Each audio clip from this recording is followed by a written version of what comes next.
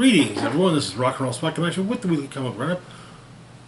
We've made it through this week's DC and Image books, and now we've got a decently sized chunk of Marvel books. So let's kick things off with NYX number 2. So where we left off,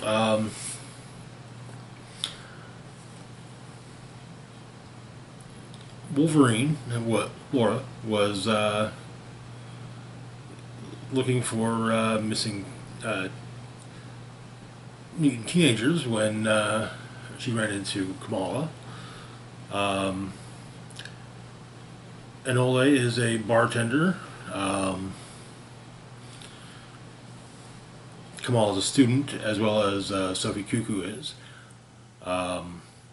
Also, there's a new brotherhood seemingly forming with Hellion and the various and the other four Cuckoos as members. So this issue is going to focus on and Prodigy, the college professor. This issue is going to focus on Laura, and so the issue begins with her having stabbed someone through the shoulder. One of the people kidnapping missing mutants, and the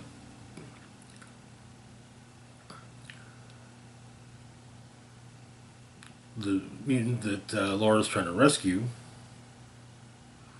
states that they're her friends.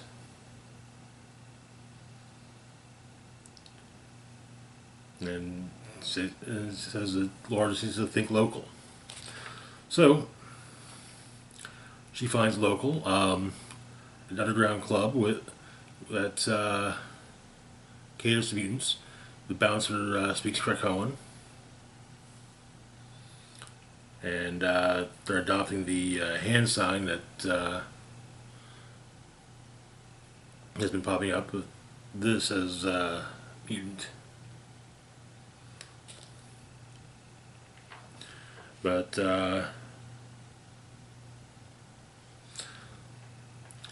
local, Laura's introduced to local. She wants to meet the boss, and they've got a.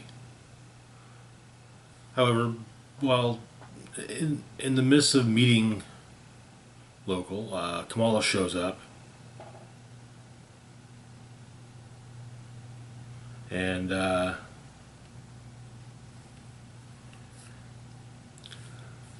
touches base with, tries to tell Laura that there's something going on,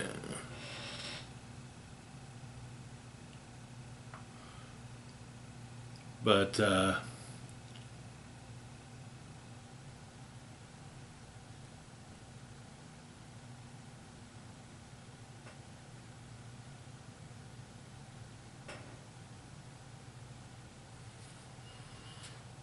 about the events of the last issue, namely with Kamala managing to stop a train crash. This seeming that and the fact that there's a group called Truth Seekers who are trying to push anti-mutant propaganda, but Laura tells her to fuck off. So Laura and local first they steal a car. Local's able to make sure the lights are green all the way. They hop on the subway, and the train arrives just as they get there, and we get an express. But apparently the real audition is breaking into Essex Hall at ESU, and she's also taken on an alias Scratch. See, it feels kind of like it's a nod to one of her dad's aliases, Patch. But what local says that wants to get anything they can out of Essex Hall. And as they're escaping, Laura runs in the Prodigy and basically says, go home, forget what you saw, just walk away. But local's boss, Mr. Friend, wants to meet Laura, Scratch, and they do so. Laura notes that his scent, formaldehyde, liming agent, chromium. The man smells like freshly tanned leather. Only it's no man. It's Mojo. Scratch it. Mr. Friend is basically a puppet used by him, and Mojo and Laura fight. It's not much. Mojo doesn't put up much of a fight, and Laura gets her ass handed to her. But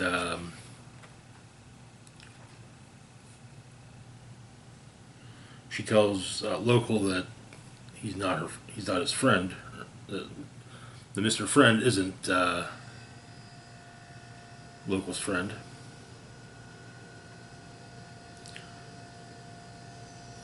And she slinks off to heal. And opts to go to the club that opts to just have a nice night. Also, frequently, Laura's been thinking of Kaiden, Wind Dancer. But the next issue is going to focus on Anole. And I kind of feel like with NYX, they're kind of throwing things at the wall to see what sticks.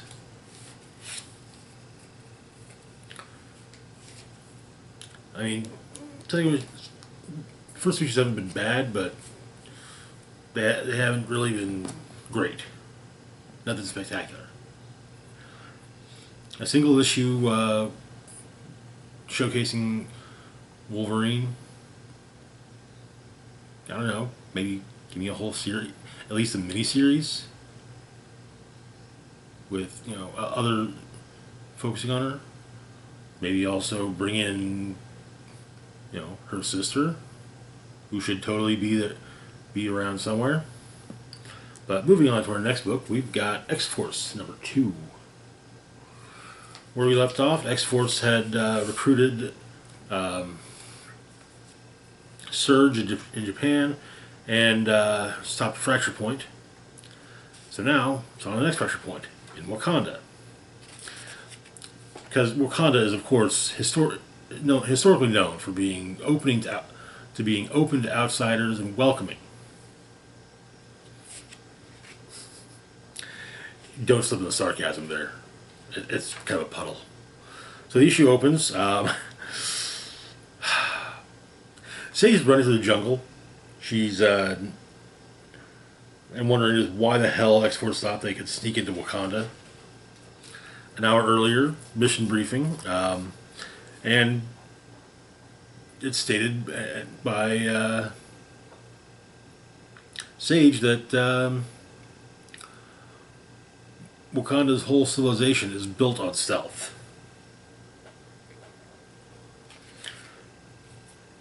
But the plane gets blasted out of the sky.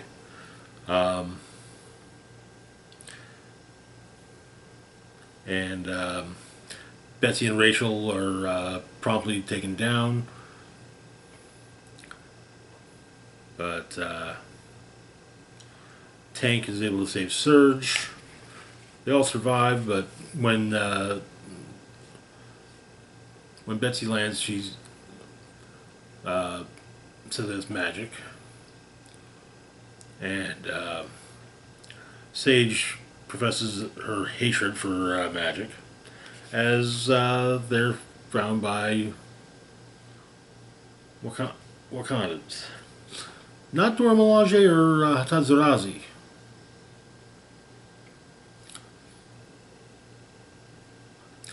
And apparently Rachel, Tank, and Tank have been altered by... and Surge as well. They've been altered by the magics are present at the moment. But apparently Sage is brought before the Black Panther. It's not T'Challa or T'Chaka, and Sage points out that she's met T'Challa. But he apparently has the Anansi drum. He has an artifact known as the Anansi drum. And while it plays, it's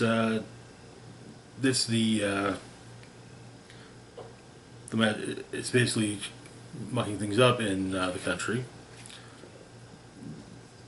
Well, at least this area of the country. And Surge fights Sage until Sage slaps her goggles on, or Sage slaps her goggles on Sage, or on Surge, and snaps her out of it. Then she manages to make it to Forge, get the goggles to him, and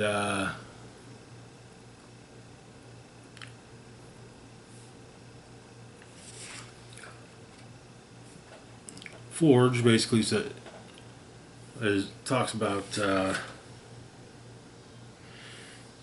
how the thing with magic is it has to assert its own rules to override what's already there. It has to shove. And he says that that's fine in small doses. When magic tries to shove reality out completely, it just doesn't take much to reset the board. Just one tiny push. But the fracture is sealed, and Wakanda authorities arrest the pretender Black Panther, Niketi of the Hyena clan, and they also retrieve the Anansi drum. Forge is thanked for saving Wakanda. Forge and the team were thanked for saving Wakanda by not being arrested. But and Blackbird is repaired, and apparently Forge has redesigned it to be the Blackbird to be self-repairing, because, well, X-Jets get blown up a lot, and Forge got sick of it, so there's a self-repairing. And they're headed to Cambodia. And that is where the issue ends. To a similar degree, my criticism on NYX, feeling like it's throwing stuff at the wall to see what sticks, also holds true with X-Force, and also, honestly, X-Factor.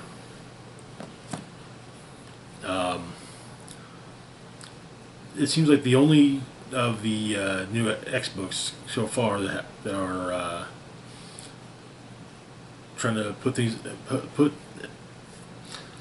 have a storyline in place are X-Men and Uncanny X-Men. The rest just, like I said, seem to be throw shit at the wall, see what sticks.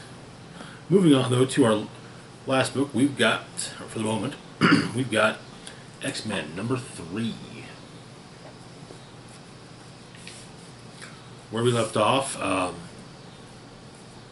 the X-Men had apparently, or had saved a mutant in San Francisco, but made it look like the mutant had been killed.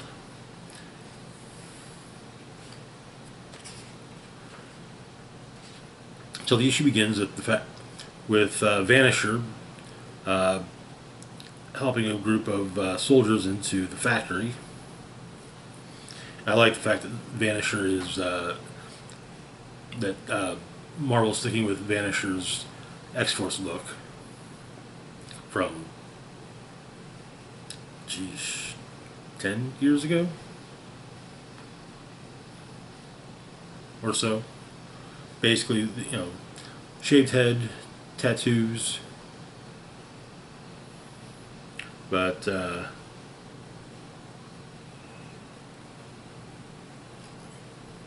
apparently Scott is taking a phone call from Rogue. The other half end of the conversation is going to be in next month's Uncanny X-Men. And Scott calls Beast and says that while Rogue didn't say it, Scott thinks that she's going to move on the school, and with the resources of Gambit, Jubilee, and Logan.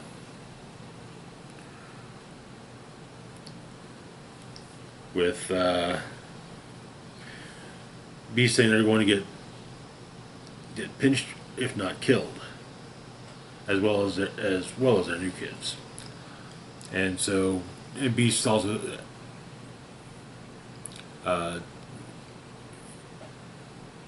asked if Scott's certain that he can't change their minds, and Scott says it makes an objectively true statement.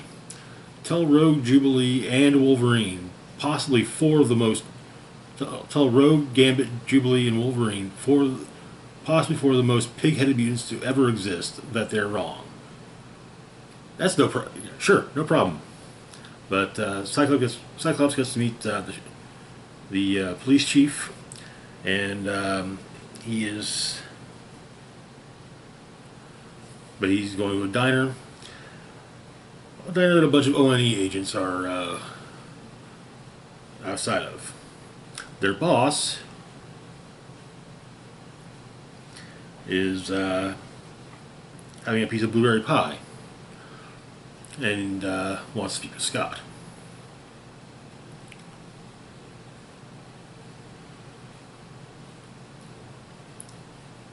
Agent Lundquist has asked if that's how he's going to be, with making Scott look bad in front of the whole town. Lundquist says that's how it's going to be, because apparently Scott made him look bad in front of the entire country, referencing San Francisco. At the factory, Temper, Oya, and Magneto are talking, and she states that she's the only one there that's not nostalgic for Krakoa. In fact, as she puts it, Beast wasn't even there. And I like the fact they acknowledge that, Beast had to get resurrected with one of his backups from his early Avengers days, so it doesn't have the memories of Krakoa. But he's nostalgic for it. And yeah, but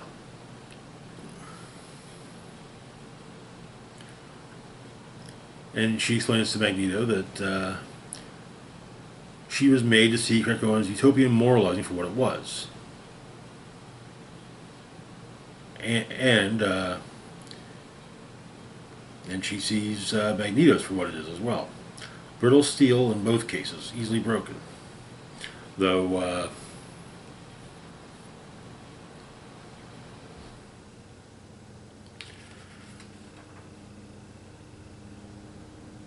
apparently,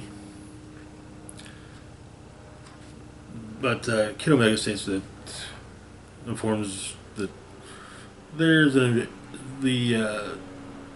raid going on in the factory, while Scott and Lundquist argue. Beast is found unconscious.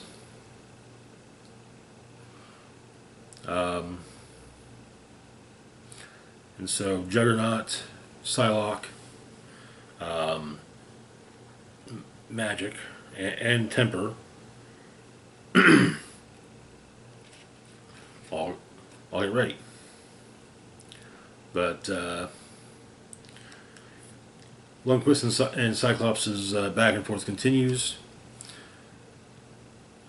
The ONE agents are cloaked.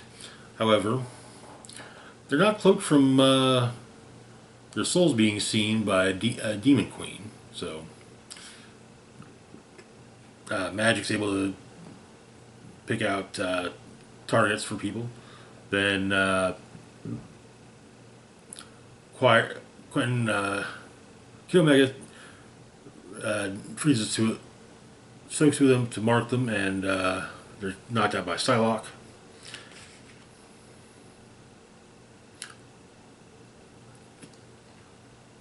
And it's possible though that Juggernaut killed the ones he dealt with, and they figure out what he's there for. Cerebro.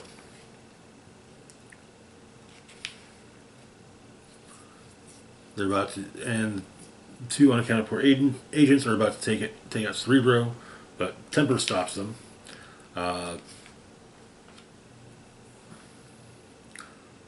Turning the thermite grenades into ice grenades that cover the agents. And she said she's she's done being collateral damage.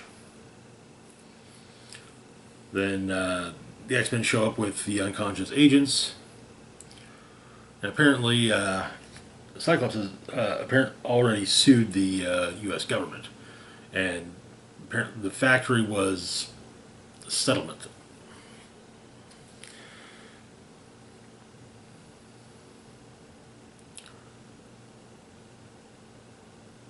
And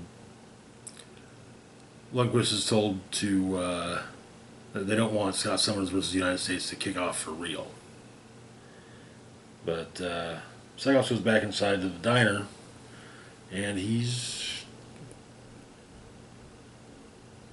having a panic attack, it seems. And that is where the issue ends, with the tag of Next Upstarts. Those lovable scamps from the 90s with their mutant killing competition are back. We'll be talking about that next month, though. Good issue. Like I said, X-Men and Uncanny X-Men seem to have an idea of what they're doing. But the rest are just kind of... X-Force has a vague idea of what they're doing, and X-Factor as well. But it's still a lot of throw shit at the wall and see what sticks. I'm not necessarily complaining, but I get it'd be nice to get Laura to have her own ongoing book again. And yeah, the idea of NYX sounds cool, but consistency, or have a cast that's going to be playing somewhat equal part in each issue, not one issue where everyone gets a small part of the story, a small part of the overall issue, and then a second issue where, oh yeah, the second issue is going to be about one character, and a couple of other characters are going to show up over the court, in about two pages worth of panels at most. But anyways, that's going to do it for now. And first and foremost, I'd like to shout out to Redman is a Patreon subscriber, Patreon patron. Redman is a penis. Thank you so much for your support. Links to my Facebook, Twitter, Blue Sky, Instagram, Mastodon, Patreon, and PayPal can be found in the description box down below. This is Rock and Roll Spock signing off saying, live long and rock hard.